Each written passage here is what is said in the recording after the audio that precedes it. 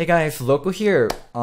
Misfit was able to provide me with the opportunity to interview the interim head coach, Moose, or Hussein. Most of you guys probably know him as.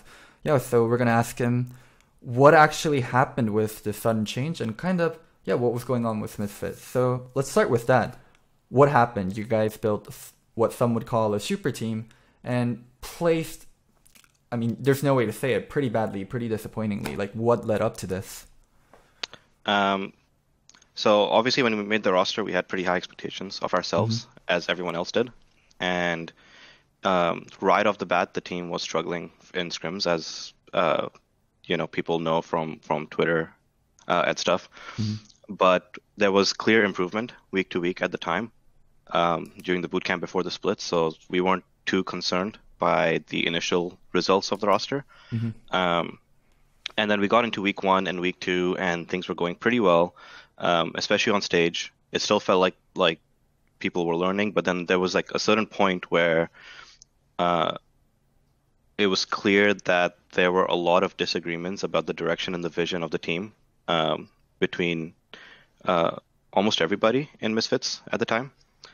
And it's been a very difficult process trying to sort that out. Um, and along the way, at some point, we stopped improving as a team. Our stage results were affected a lot by it, and yeah, we have five veterans who are extremely opinionated Hmm. and about how they want to play the game, and they've all found successes through certain ways, and it's been a very difficult process trying to make that sync up. So a lot of people would say that would be the job of the coach, and actually a lot of critics would of Misfits had to say was Jesse's wasn't experienced as a head coach. This is his first time being a head coach, and he had a lot of veteran players. How did you guys imagine it working originally with Jesse's and the team? Um, so initially, when we formed the roster, I think the assumption was that this would be a more collaborative approach to Hmm. coaching. Um, Given the experience that all our players have, and in all honesty, the pretty high level of gameplay knowledge that all our players have, um, we went into the split thinking that if the conversations between the players are controlled and maintained well, then we'll be able to come to solutions together. Hmm. That hasn't been the case. I think as the split went on, we realized that there needs to be a much more firmer stance on the team's direction that comes top down, which is how traditionally it was in Hmm. Misfits. And so I get where the criticisms come from. I don't think Jesse's been the only or even like necessarily the primary problem this split. I think this it was more of a case of his coaching style and philosophies and how they aligned with the roster that we had. Hmm. Um, Jesse has always been a very collaborative person, um, which is a strength, was a strength last split for us. But um, our assumptions for what this roster needed from a coach were very wrong going in. Okay. So apparently now you're going to be coming in. You're someone very familiar with Misfits. They're from the very, very start of this organization. What happened to you? Like, where did you go? Because you were such a great coach, and then you kind of disappeared off the map for the public guy. Thanks for the compliment. I so I've wanted to move into management for a while, and by management I mean like have a bigger idea of what's happening on in the business side of our organization, Hmm. and be involved in a lot of those bigger conversations. And I've been in Misfits since day one, so while I was the head coach of Misfits, I was still involved in a lot of bigger vision directions for Misfits outside of the realm of coaching. And so we knew the long term that I wanted to move up in Misfits, and this just seemed like a really good time to do it. Hmm. Um, my position essentially, I was in charge of setting up coaching structures and systems for our League of Legends teams, our Overwatch team, and then long term any other teams that come under our umbrella. Hmm. And so this off season, I've been spending quite a bit of time uh, going back and forth between League and Overwatch to understand and learn both games Hmm. and what they need. Um, and that's where like along the process of doing that, um, a lot of people are criticizing Jesse for his um, I guess, control of the team Mm-hmm. as far as League of Legends goes, but a lot of the direction that we took also came from me, Mm-hmm. since I am in charge of all competitive infrastructures for Misfits and Mayhem now. So I think that's where like criticism can be levied against the whole org, as far as that's concerned. Okay. So you mentioned working a little bit in Overwatch. How involved were you in Overwatch, and did that take away from you actually handling what's going on? I was a lot more involved with Overwatch. So I was in Berlin for League of Legends in early January, leading into week one. Mm-hmm. Then after week one, I went over to LA to work with the Overwatch team since we just started our season as well in Overwatch. Mm-hmm. I've been quite heavily involved with it. A lot of that is bigger picture stuff about what we want to do with Mayhem long term and what we want to do for this season as well. So it definitely did take away some resources from our League of Legends division, but also I've been with the League of Legends division for like 3 years or 2.5 years previously, and within that time, not even just competitive, but a lot of other aspects of Misfits work really well together that we're still building on Mayhem. So definitely a lot of my time was spent away from League of Legends this past month while I worked with Overwatch. I think, it's been a month that I've been away from League. Do you know the details of the problems going on? If you're physically not there in Berlin, if you're in North America, then yeah, I guess a lot of fans might be a little bit worried. Like Moose is coming into a situation he doesn't know exactly what is happening on to Misfits. I'm pretty well aware because regardless of where I've been, I have been handling operations on coaching side for both teams the whole time. Mm-hmm. So I've been talking to players and our staff individually the whole time as well. So it's not like when I was in LA, I was just shut off from what's happening on Misfits. I was having pretty much daily conversations with Misfits as well. Mm-hmm. I just wasn't on site, nor did I think it was my position to be on site and control the direction of the team. I think that should always be the head coach's job. My role was more giving guidelines as issues came up Mm-hmm. to help accelerate the process of Jesse learning what it means to be a head coach. Mm-hmm. So I've been really completely aware of everything that's been going on in Misfits and what's been going wrong and the challenges I have coming into this role. Okay. So the hole you guys are in is actually pretty deep. You guys are 4-6 in 7th place, potentially might not even make playoffs. Does that worry you at all? Do you think you can right this ship? It's definitely worrying.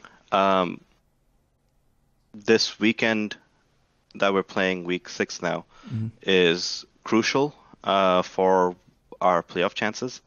And I've been on the job for 2 days now. So this is probably the most difficult and stressful time that we're going to have. But as to whether I can right this ship, I'm pretty confident in my ability as a coach and what I can do.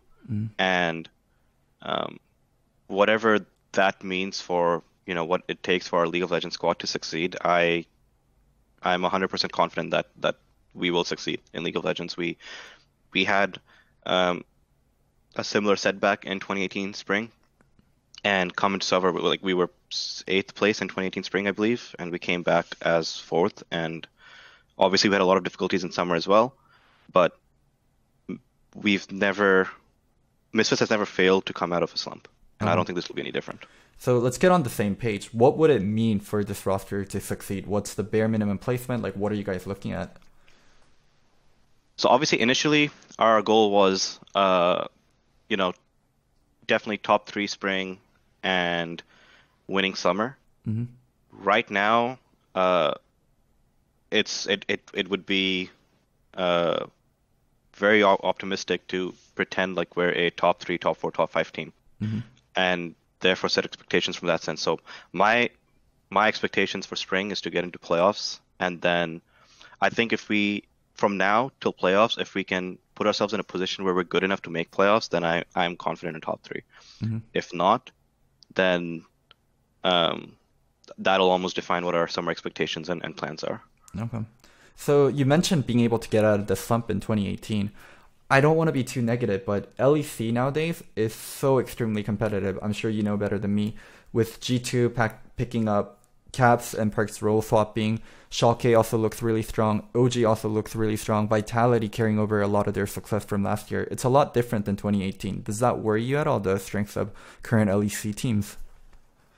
Um, it's not that different from 2018 summer. I think there's like one or two teams that are stronger than they were in 2018 summer. Hmm. And that's where this spring has become a lot more competitive. Um, does it worry me? Uh, every team, a lot of teams in Europe are playing at a high level. None of the teams in Europe, except for maybe G2, are playing at a level that seems above everyone else. Hmm. And so every team in Europe that's doing well right now seems like they have extremely solid fundamentals, and then their players play well with limits.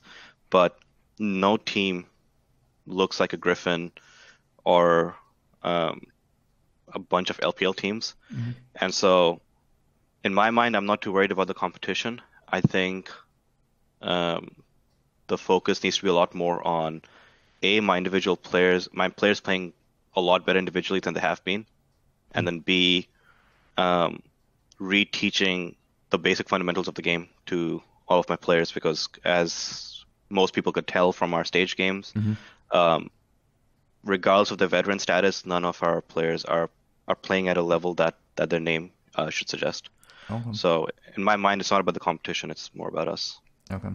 So long term, what can we expect from you? Are you going to go back to Overwatch, go back to splitting time if you guys find success? Like, what's going to happen with you and also Jesse's? I'm sure a lot of people are curious about what the future of Jesse's looks like with Misfits.